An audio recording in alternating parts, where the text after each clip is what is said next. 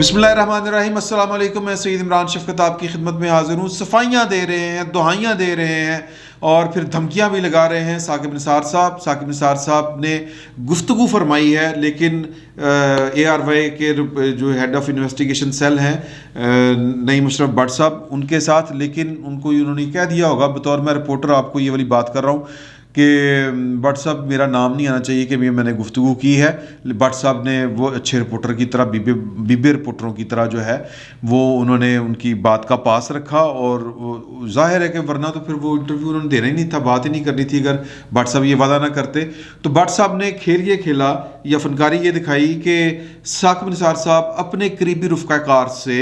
जो बातें करते हैं वो ये बातें करते हैं और उनमें ये इंकशाफात वो करते हैं। जब आप गुफ्तगू सुनेंगे भट्ट साहब की तो आपको साफ लग रहा होगा कि वो बराह रास्त भट्ट साहब से गुफ्तगू की है साकिब निसार साहब ने। ये ज़रूरत क्यों पेश आ रही है इसका जिक्र हम बाद में करेंगे, लेकिन पहले उन्होंने जो पॉइंट्स तकरीबन 6 से 7 के करीब पॉइंट्स हैं जिसके ऊपर उन्होंने अपनी सफाइयाँ दी हैं, दुहाइयाँ दे रहे हैं, उसके ऊपर बात करते हैं। सबसे पहले उन्होंने बात की है पनामा के ऊपर। पनामा का उन्होंने कहा है कि जी कि मैं चूँकि लॉ सेक्रेटरी रहा हूँ नवाज शरीफ साहब के दौर में, तो मैं अगर पनामा का केस मैं इसलिए नहीं सुना, अगर मैं सुनता, मैं दूर रहा इन सारे केसेस से। मतलब क्या बात, मतलब दूर रह के पाए जिन्हें ना फनकारी लाते रहे ने। बहरहाल कहते मैं दूर रहा कि कोई इतराज़ ना उठे कि जी आप तो इनके वकील होते थे। बहरहाल वो क्या कहते हैं कि लेकिन काम तो उन्होंने पूरा किया। और फिर कहते हैं कि लेकिन चूँकि मैं चीफ जस्टिस भी था तो इसलिए इंतज़ामी ओहदे का सरबराह था मैं, और मैंने अपने मतलब वो स्पीड अप करने के लिए केस डेली हियरिंग के ऑर्डर किए थे कि जी इसकी रोज़ाना की बुनियाद के ऊपर समाअत हो। ये क्यों किए थे, मतलब कि क़यामत आई सी। अब ये सवाल बनता है, मैं सोच रहा हूँ कि ये साथ साथ ही सवाल जो उठते हैं उन्हीं का तज़किरा भी साथ साथ करते चलें, बाद में फिर मुश्किल हो जाती है।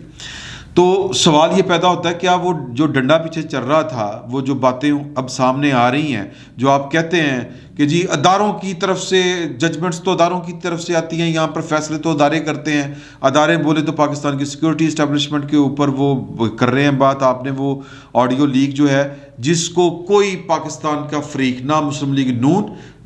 बजाते खुद, यानी कि क्योंकि बेनिफिशरी तो वही है, ना पाकिस्तान की अदलिया ना पाकिस्तान की हुकूमत उसका फॉरेंसिक टेस्ट करवा रहे हैं। तो लिहाजा जब तक उसका पाकिस्तान की किसी मजाज अदालत से उसको एक झूठी मन घड़त एक ऑडियो लीक नहीं कह दिया जाता तब तक, क्योंकि उसके ऊपर जो सर्टिफिकेट है वो एक अमेरिकन वो जो गेरियट डिस्कवरी है उसका है, तो तब तक हम उसको गलत नहीं कह सकते। वो गलत नहीं है, वो ठीक है, और वही कह लें कि उसी का जिक्र होगा। तो उसमें तो आप कह रहे हैं कि जी के अदारे कह रहे हैं कि जनाब नवाज शरीफ को भी सज़ा देनी है, बेटी को भी सज़ा देनी है, बनती नहीं है लेकिन फिर भी देनी है, चलें इंडिपेंडेंस ऑफ जुडिशरी सफ़र होगी, चलें कोई बात नहीं। तो फिर इसका मतलब ये है कि आपने जो वो डेली बेसिस के ऊपर जो समाअत करने का हुक्म जारी किया था पनामा केस में, या वो जो भी था पनामा केस ही था, तो वो बेसिकली किसी के कहने पर किया था। लेकिन वो कह रहे हैं कि नहीं मैं तो अपनी मर्ज़ी की दी थी, मैं तो बड़ा अच्छा जज हाँ। फिर वो कहते हैं कि जी कि मैंने इसी बुनियाद के ऊपर कि इंसाफ का बोल बाला रहे, इंसाफ का परचम बुलंद रहे, ये वो नहीं कह रहे, मैं कह रहा हूँ, तो मैंने जो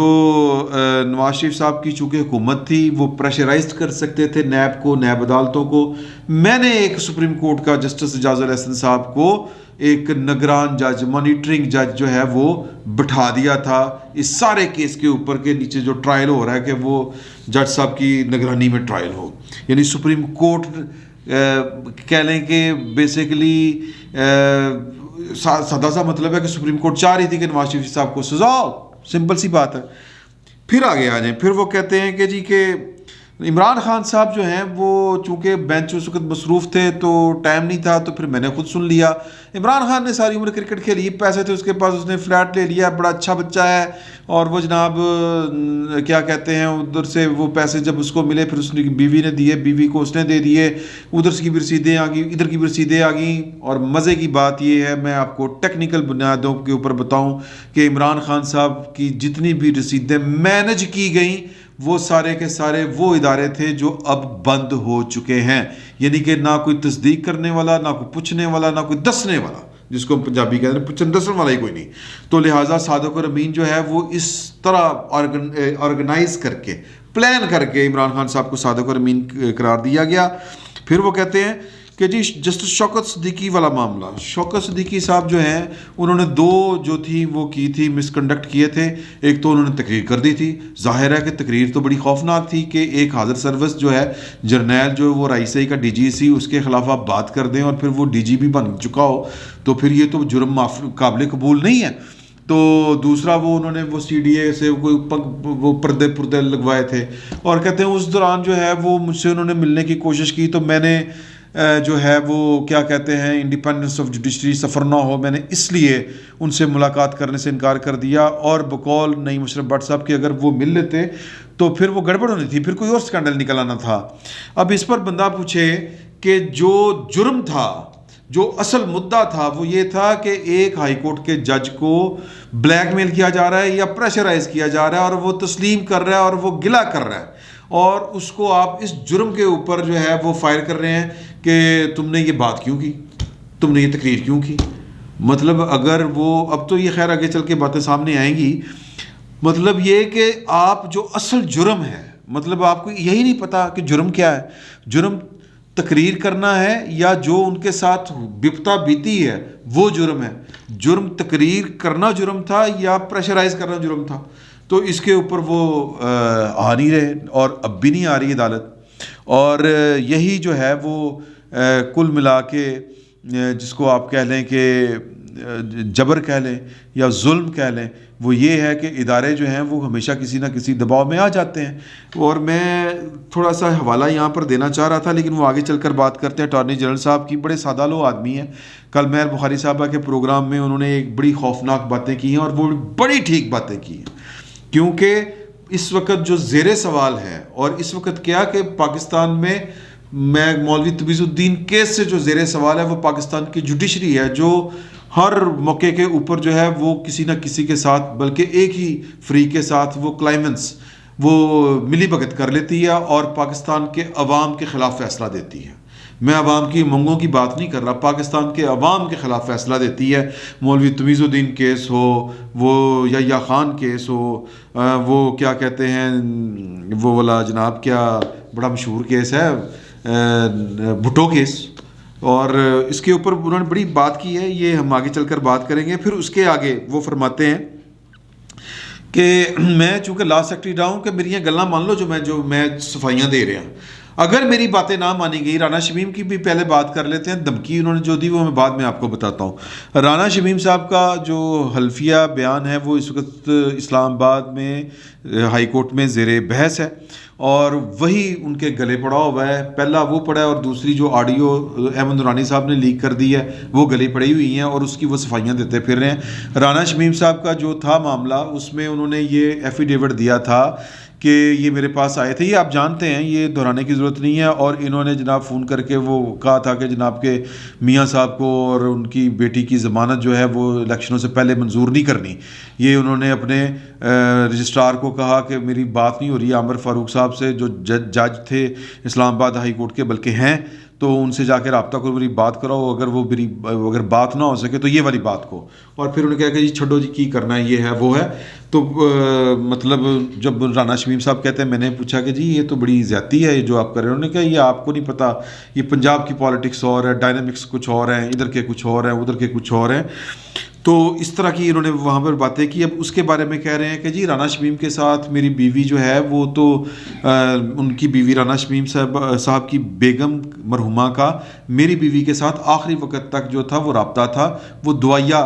جو ہیں وہ میسج بھیجا کرتی تھی. مطلب اگر میں اتنا برا ہوتا، وہ کہنا یہ چاہ رہے ہیں، اور نعیم اشرف بٹ صاحب یہی سمجھا رہے تھے ہمیں کہ میرا اگر ان کے ساتھ اتنا کوئی برا میں نے کیا ہوتا یا میرا کریکٹر یہ والا ہوتا تو وہ ہمیں دعائیہ میسج بھیج رہے ہوتے. اور ان کو یہ تھا کہ جی کہ آپ کی وجہ سے میری ایکسٹینشن نہیں ہوئی، حالانکہ حکومت نے ایکسٹینشن کرنی ہوتی ہے. میں نے کہا جی میرے اختیار میں نہیں تھا. انہوں نے کہا نہیں آپ نے میرے خلاف فیصلے دیے، اور وہ فیصلے وہ ٹورزم کے اور اس طرح کے وہ ایک دو تھے فیصلے، ان کے وہ حوالے دیے. انہوں نے ان فیصلوں کی مطلب دیکھیں کہ جو میں کہتا ہوں جو پیٹ لوز ہوا ہے نا وہ جج صاحب کا، ثاقب نثار صاحب کا کرنیاں، مطلب جیسا کرو گے ویسا بھرو گے. وہ جو ان کو میں وہ لفظ نہیں یوز کرنا چاہ رہا کہ بہرحال جو ان کو اس وقت پڑھتو پے ہوئے ہیں جس کو ہم پنجابی میں کہتے ہیں کہ فیصلوں کی کاپی لے کے رپورٹروں کو دے رہے ہیں کہ یہ والا فیصلہ تھا رانا شمیم صاحب کا جس کو میں نے ریورٹ کیا تھا، جس کے خلاف میں نے فیصلے دیے تھے، اس وجہ سے ان کی ایکسٹینشن نہیں ہو سکی، تو وہ سمجھتے ہیں کہ میں نے ان کو روکا، اور اس گرج میں وہ میرے خلاف جو ہیں، اس رنج میں وہ میرے خلاف ایفیڈیوٹ دے رہے ہیں، وہ یہ والی باتیں کر رہے ہیں۔ چلیں مان لیتے ہیں وہ تو خیر رانا شمیم صاحب والا معاملہ یہ ہے کہ نہ میرا مطلب ہے کہ مسلم لیگ نون جو ہے وہ اس پر کوئی بات کرنا چاہ رہی ہے، جس طرح نہ وہ آڈیو کے اوپر کوئی بات کر رہے ہیں، اور آج جج صاحب نے یعنی کہ اطہر من اللہ صاحب نے یہ والی بات کی کہ فری کین کوئی نہیں کوئی مسئلہ،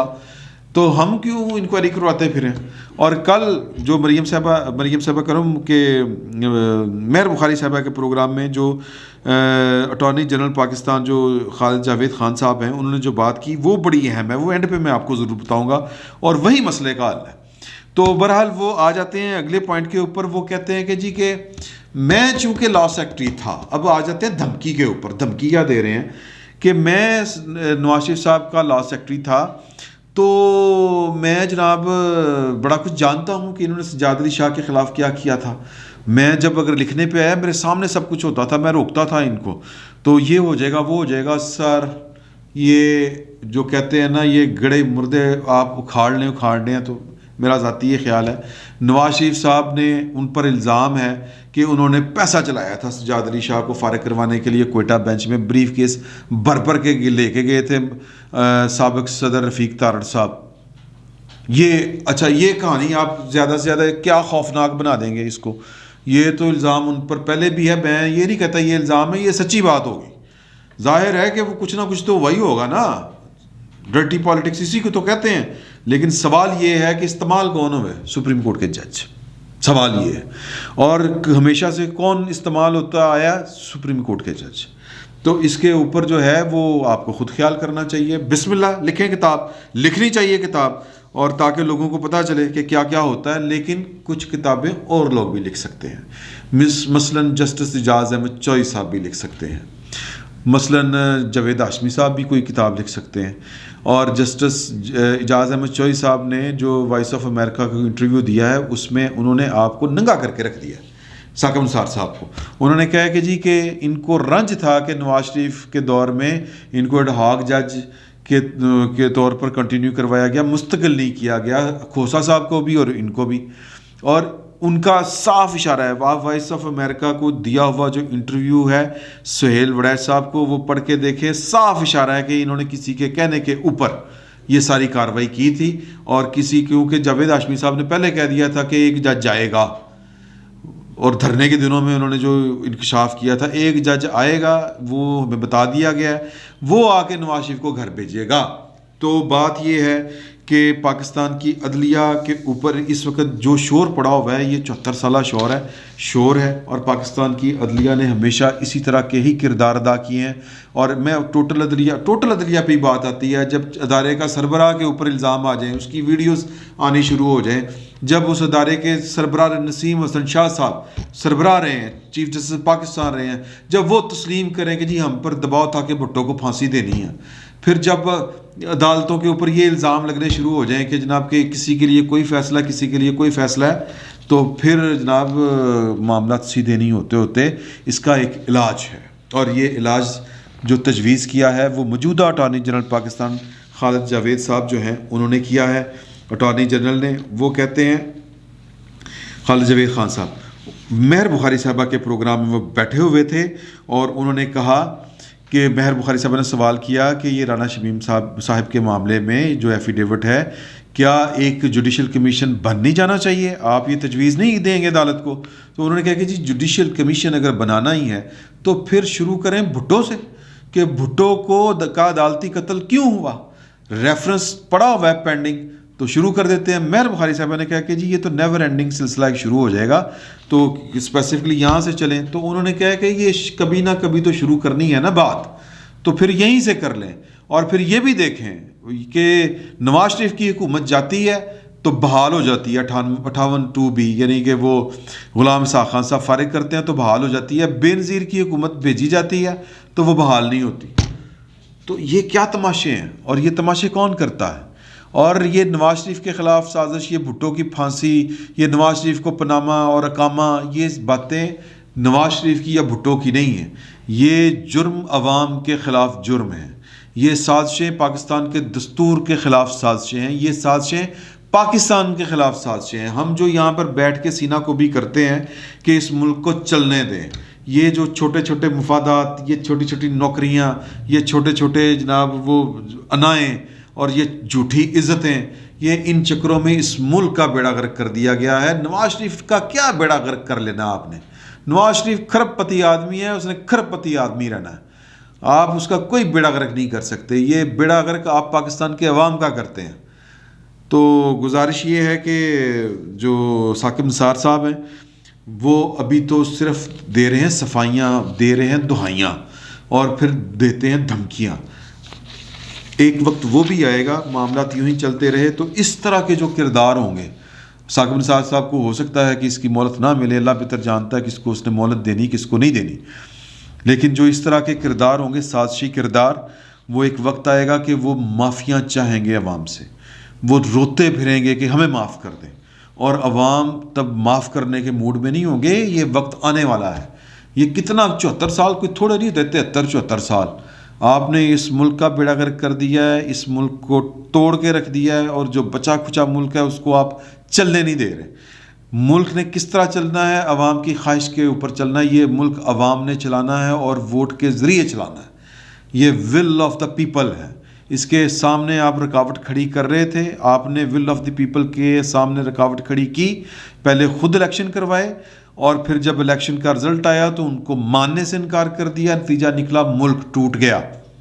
یہ ووٹ کو جو رسپیکٹ، ووٹ کو عزت نہ دینے کا یہ نتیجہ نکلا ہے، اور اب جو رہا سہا ملک ہے، جو بچا کھچا ملک ہے، اس کے ساتھ آپ کی کھلواڑیں ختم نہیں ہو رہی ثاقب نثار صاحب جیسے لوگوں کی، اور ثاقب نثار صاحب کو استعمال کرنے والے لوگوں کی۔ تو یہ کتنی دیر چلتا رہے گا؟ یا تو یہ ملک کھا جائیں گے آپ، جس طرح پہلے آپ کھا گئے، تو پھر اگر یہ ملک نے رہنا ہے تو پھر اس عوام نے آپ کے گریبانوں کو پکڑنا ہے، آج نہیں تو کل۔ فی الوقت اتنا ہی، بہت بہت شکریہ۔